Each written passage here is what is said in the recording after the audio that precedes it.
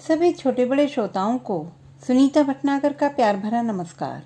Audio stories के हमारे channel कहानी जगत में आप सभी का स्वागत है। हिंदी कहानियों की श्रृंखला में आइए आज सुनते हैं भालचंद्र जोशी जी द्वारा रचित कहानी रिहाई। अब्दुल खान मास्टर साहब मस्जिद से बाहर आए तो रात हो चुकी थी। ऐसी मजहबी बैठकों में पहले वे कभी शामिल नहीं हुए थे। इधर कुछ समय से उनका मन बहुत आंदोलित था। गोधरा कांड के बाद गुजरात में हुए दंगों ने उन्हें भीतर तक विचलित कर दिया है। वे हमेशा एक अनाम भय की दीवार से माथा टेके रहते हैं। बाजार में बड़े मौलवी पिछले दिनों मिल गए थे। बड़े मौलवी ने उनके मन के विचलन को एक बड़े भय की चुटकी से मसल दिया था। उन्हें मौलवी की बातें रात गए तक करवट बदलने के लिए विवश करती रहीं। अलग अलग रहोगे तो खत्म हो जाओगे, सबके साथ रहोगे तो छोटा दिलासा भी बड़ा हथियार महसूस होगा। बात ठीक थी, ऐसा उन्होंने सोचा। फिर धीरे धीरे वे इन बैठकों के स्थायी श्रोता हो गए। भय से बचने के लिए ऐसी बैठकों की बहसों से राहत बटोर लाते हैं। ऐसी राहत जो उनकी सूनी और अकेली रातों में पीठ थपथपाया करती है। आज भी जब वे मस्जिद से बाहर आए तो उनका मन शांत था, पर आज एक ऐसे नए शब्द से उनका साबिका पड़ा था जो उन्होंने पहले सुना तो कई दफा था, लेकिन मौजूदा हालात से उसकी संगत नहीं बैठा पा रहे थे। वे पक्के नमाजी हैं, 5 वक्त की नमाज कायदे से अदा करते हैं, मजहब के जानकार हैं, लेकिन आज जिस लड़ाई और मजहब से उसके ताल्लुकात की बात सुनी तो थोड़ा अजीब सा लगा। फिर उन्हें लगा इस उम्र में इस तरह जज्बाती होना ठीक नहीं है। जान है तो जहान है। जिहाद, यह जज्बाती दलीलों से ऊपर है। यह शब्द रह रहकर उनके ज़हन से टकराता है। बार बार टकराने से उस शब्द के लिए वहाँ जगह बनने लगी है। इस शब्द में एक ऐसी नवजात तसल्ली थी जो एक घनी सुरक्षा छाह तक ले जाती है। सुनसान सड़क पर स्ट्रीट लाइट की रोशनी फैली हुई थी। बारिश बंद हो चुकी थी। गीली सड़क के किनारे आइसक्रीम के खाली टीन पड़े थे। इन सब से अविचलित एक अलसाया सा कुत्ता वहीं लेटा था। भारी आलस्य और क्षीण सी उदासी के साथ कुत्ते ने सिर उठाकर उन्हें देखा और फिर लेट गया। कुछ एक जगह से सड़क उखड़ी पड़ी है। उखड़ी पड़ी सड़क को पानी ने अपने डबरों से समतल कर दिया है।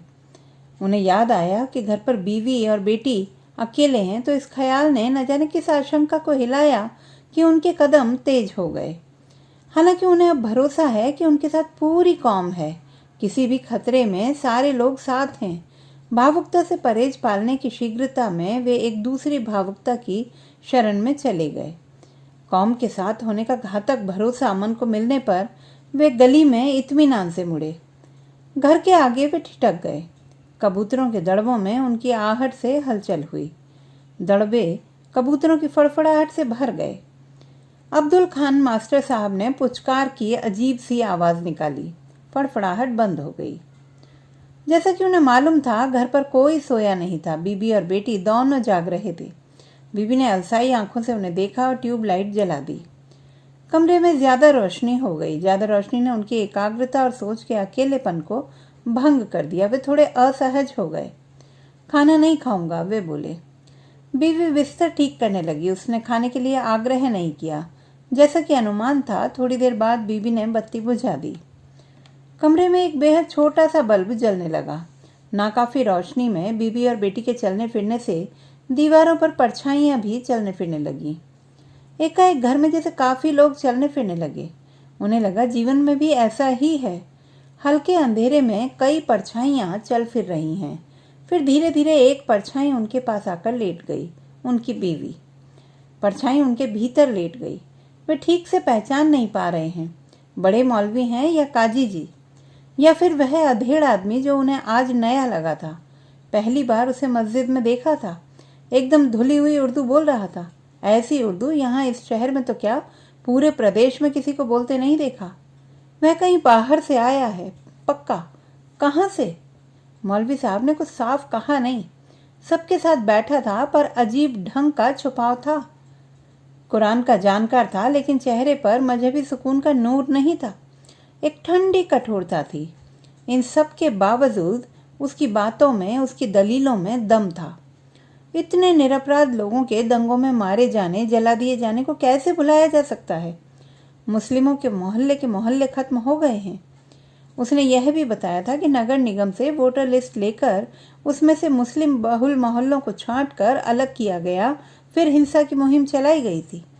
कह रहा था कि इसकी योजना महीनों पहले से चल रही थी। घोर मुस्लिम विरोधी अफसरों की तैनाती की गई थी। जिले के ऐसे बड़े अफसरों को लाया गया जो इस काम में मददगार हुए। वह बंदा बता रहा था कि इस मुहिम में दया रहित आक्रमण के लिए पुलिस और दंगाइयों को हिदायतें दे दी गई थीं। औरतों और बच्चों को छोड़ने में वक्त जाया मत करो, गेहूं के साथ घुन भी पिसता है। मस्जिद में खड़ा वह बंदा जिस मार्मिक ढंग से बता रहा था तो सुनने वालों की रगों में आंच दौड़ने लगी थी। उन्होंने करवट ली। वह परछाई जैसे उनके भीतर भी करवट ले रही है। एक अनाम उबाल अपने भीतर महसूस किया। जल्दी ही उन्हें कोई बड़ा काम सौंपा जाएगा। वे स्कूल मास्टर हैं, उन पर कौन शक करेगा। इतने बरसों की मुदर्रिसी में यह नया पाठ सीखा। आक्रमण के लिए अब हिंसक नजर आने की बजाय मासूम नजर आना जरूरी है। मास्टर साहब ने खुद को समझाया और राजी किया। कौम की भलाई के लिए अल्लाह के बताए रास्ते पर चलना उन्हें जरूरी लगा। दंगों के बाद शहर में अब हर जगह जिस तरह बात बेबात अपमान झेलना पड़ता है, उसकी भी टीस गहर करती जा रही थी। सिर्फ उनका मजहब जानकर ही लोग अकारण संदिग्ध हो जाते हैं। फिर यह संदेह अब धीरे धीरे एक स्थायी घृणा में बदल रहा है। पहले लोग घृणा मन में रखते थे, प्रकट नहीं करते थे, लिहाज में चुप रहते थे। लेकिन अब तो जिस निर्लज्ज तरीके से अपनी घृणा प्रकट करते हैं वह बहुत पीड़ादायी है। धर्म का नाम जुड़ते ही वे अपराधी हो जाते हैं, देशद्रोही कहलाते हैं। हमेशा की तरह वे सुबह जल्दी उठ गए। बड़ी फज्र की नमाज अदा करने के लिए मस्जिद तक जाना है। तैयार होकर वे मस्जिद पहुंचे तो वहां सारी तैयारी थी। नमाज अदा करके वे मस्जिद के आंगन में आए और अपनी टोपी को तह करने लगे। जाने की जल्दी नहीं है, लेकिन आदतन आंखें चप्पलें तलाशने लगी। तभी बड़े मौलवी ने आकर उनके कंधे पर हाथ धरा। यह रुकने का संकेत है। बड़े मौलवी के भारी हाथ का दबाव उनके कंधे पर था। वे बड़े मौलवी के साथ चल दिए। मस्जिद के पिछवाड़े में एक बड़ा हॉल है जिसमें मुहर्रम के दिनों में ताजिए बनाए जाते हैं। उसी हॉल के कोने में कबाड़ को हटाकर वे एक अंधेरे रास्ते से नीचे उतरे। नीचे भी हल्का अंधेरा है। हल्के अंधेरे में सारे हथियार चमक रहे हैं। कुछ की चमक ज्यादा असरदार होगी, इसीलिए वे तहखाने के नीम अंधेरे में बोरों में बंद हैं। वे देखकर दंग रह गए। इतना बड़ा जखीरा, कितनी लंबी लड़ाई है? उन्होंने पूछा नहीं, लेकिन उनके अचरज ने मौलवी साहब को समझा दिया। मौलवी साहब चलते चलते कुछ कहने के लिए रुक गए, जैसे इस तहखाने में कहने की सुविधा हो। कहा गया भी तो इसी तहखाने में बंद रह जाएगा। मौलवी साहब कथन को गोपनीय रखने की अपेक्षा कैद रखना चाहते थे। उनका कहा गया जैसे इन हथियारों के बीच सुरक्षित भी रहेगा और कैद भी। ऐसी लड़ाइयाँ कोई एक दिन में खत्म नहीं होती हैं, मौलवी साहब ने कहा, और उनके चेहरे पर शाइस्तगी आ गई। उनका लंबा चेहरा उनके लंबे कद पर थोड़ा सा तन गया। मौलवी साहब के तने चेहरे पर बहुत कुछ अनकहा जमा है। खान मास्टर साहब चलते हुए थोड़ा लड़खड़ा गए, जैसे ठोकर लगी हो। हालांकि जहां वे लड़खड़ा कर रुके वहां कुछ नहीं है। तहखाने की खाली जमीन पर शायद मौलवी साहब के चेहरे का तनाव गिर पड़ा था, वह अनकहा जो उनके चेहरे पर जमा था। मौलवी साहब ने फिर से उनके कंधे पर हाथ धर दिया। वे जान गए कि पैर लड़खड़ाकर संभल गए हैं, लेकिन खान मास्टर साहब के भीतर मन में भी कुछ लड़खड़ा गया है। हाथ के धरने से ही जैसे भीतर की लड़खड़ाहट संभल जाएगी। मौलवी साहब ने मास्टर साहब को देखा और फिर कंधा थपथपाया। इस तरह पैरों की लड़खड़ाहट में छिपी मन की कमजोरी को संभालने की हिदायत दी। यह हिदायत थी, इसमें हमदर्दी की गुंजाइश नहीं थी, बल्कि इस बेआवाज थपथपाहट में उनकी लड़खड़ाहट के लिए मौलवी साहब की अरुचि और हल्की सी नाराजगी की गूंज भी है। मस्जिद से बाहर आकर मास्टर साहब थोड़ी देर रुक गए। अगस्त की सुबह की नमी उनके चेहरे से टकराई। तहखाने का दम घोंटू माहौल से जैसे निजात मिली। रात को बारिश हुई थी। टूटी सड़क के डबरों में बच्चे कूदकर पानी के छींटे उड़ा रहे हैं। बहुत खुले मन से बच्चे ही हैं जो बारिश का आनंद उठाते हैं। आते जाते लोग बच्चों की बदमाशी से बचकर निकल रहे हैं। बच्चे इस बात से भी बेपरवाह हैं। बच्चों की बदमाशी से बचकर जाने वाला एक आदमी सड़क के किनारे हो गया। मास्टर साहब ने देखा सफ़ेद कुर्ता पजामा वाले इस व्यक्ति के पीछे रबर की चप्पलें पहने होने के कारण पीठ तक कीचड़ के छींटे चिपके पड़े हैं। कपड़ों पर सामने नजर आ रही सफ़ेदी पर मुग्ध और उसी के लिए चिंतित वह आदमी अपनी पीठ पर उड़े कीचड़ से अनजान बहुत सावधानी से चल रहा है। मास्टर साहब को क्षण भर के लिए लगा कि वे भी इसी तरह अपनी पीठ से अनजान हैं। फिर उन्होंने सावधानी से चलना छोड़कर सोचना शुरू कर दिया। उनकी चाल धीमी हो गई, जैसे धीमे चलने से सोचने में सुविधा होती हो। उन्हें याद आया कि अब की बारिश में मकान की मरम्मत करानी थी। मौलवी साहब ने मदद का भरोसा दिया है। हालांकि मकान ऐसा कोई टूटा फूटा नहीं है, बस कभी कभार ज़्यादा बरसात में छत टपकने लगती है। इस ओर कभी उनका तो ध्यान ही नहीं गया था। अनवर भाईजान ने मौलवी साहब को बताया था। मौलवी साहब ने उन्हें उलाहना दिया था कि आप तो कौम के लोगों को ही पराया समझते हैं। हम आपकी मदद को आगे नहीं आएंगे तो कोई दूसरा आएगा। बात इतनी बड़ी नहीं थी, पर हमदर्दी बड़ी थी। उन्हें अच्छा लगा कि मौलवी साहब उनके बारे में इतना सोचते हैं। आज पता नहीं ऐसा क्यों लगा कि हमदर्दी जैसे उन्हें कर्ज में मिली है। इसकी वसूली कभी भी हो सकती है, एक असाधारण ब्याज के साथ। वे थक कर चाय की गुमटी के पास रखी बेंच पर बैठ गए।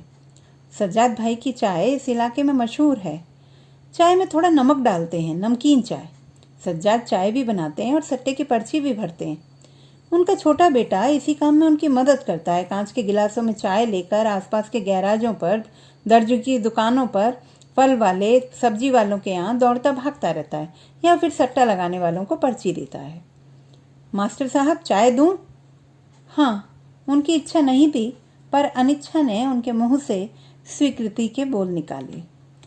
आहिस्ता आहिस्ता चाय पीते रहे। तपेली में चाय खौल रही है। चाय की तपेली में स्टील का एक बड़ा चम्मच पड़ा है। इस कारण चाय खौलती तो है, लेकिन खौल कर तपेली से बाहर नहीं गिरती है। अतिरिक्त तापमान चम्मच पी लेता है। चाय का एक घूंट लेकर वे चाय का खौलना देखते रहे। मुंह में नमकीन मिठास घुल गई। सुबह का समय है।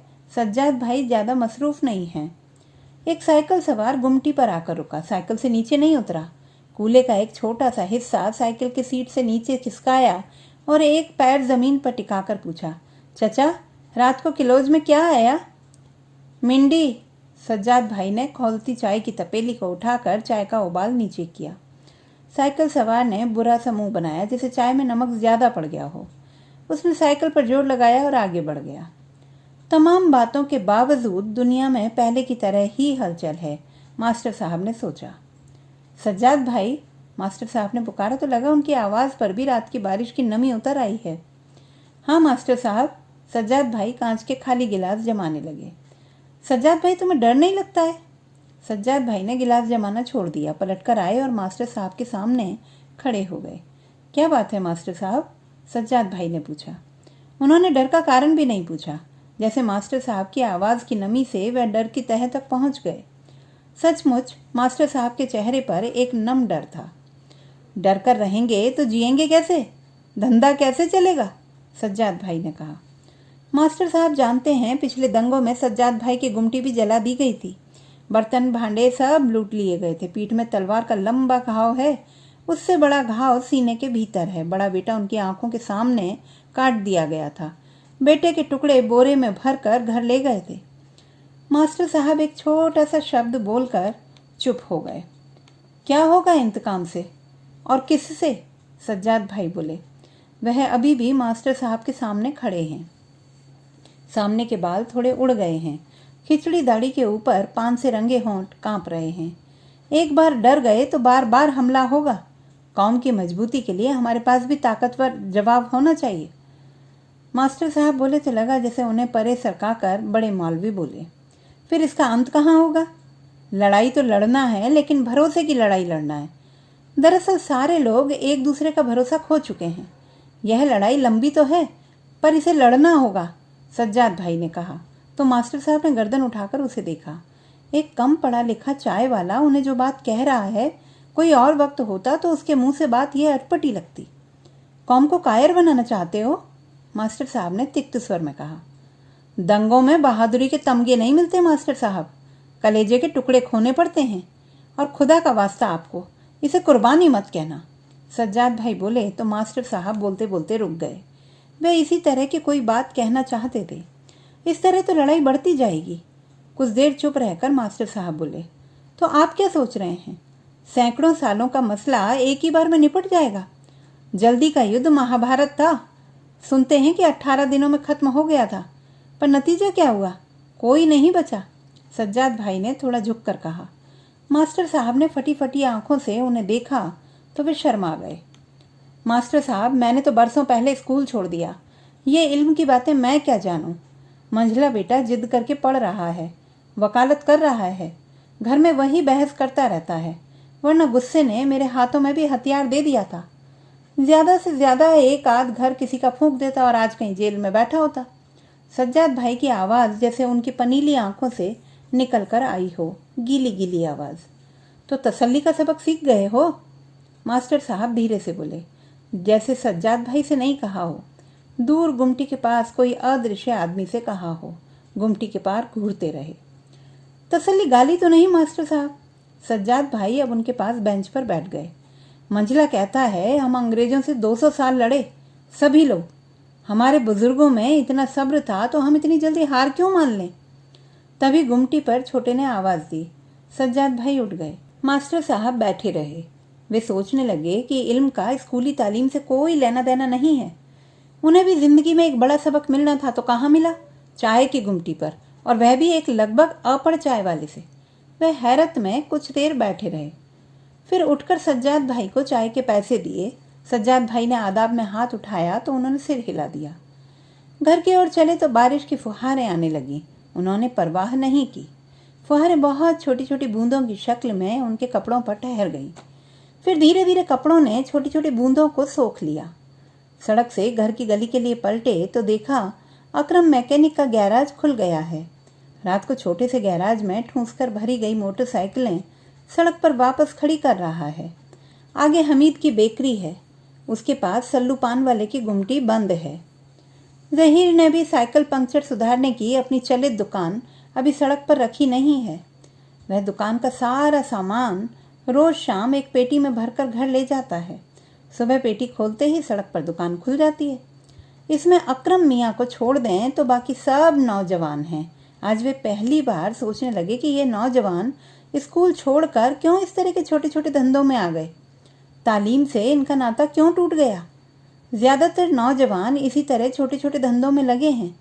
फिर दंगों में मौलवी साहब या मोहल्ले या शहर का कोई लीडर इनके हाथों में हथियार थमा देता है, मारते हैं या मर जाते हैं, जेल चले जाते हैं। क्या सचमुच तालीम आदमी को कायर बना देती है? सज्जाद भाई की तरह। सज्जाद भाई कायर हैं, जबकि सज्जाद भाई ने तो स्कूल के दिनों में ही तालीम को अलविदा कह दिया था। इन लड़कों को ऐसा सबक कौन दे रहा है, यह तो उन्हें अब मालूम है। मास्टर साहब की ऐनक पर बारिश की बूंदें गिरी। उन्हें धुंधला नजर आने लगा।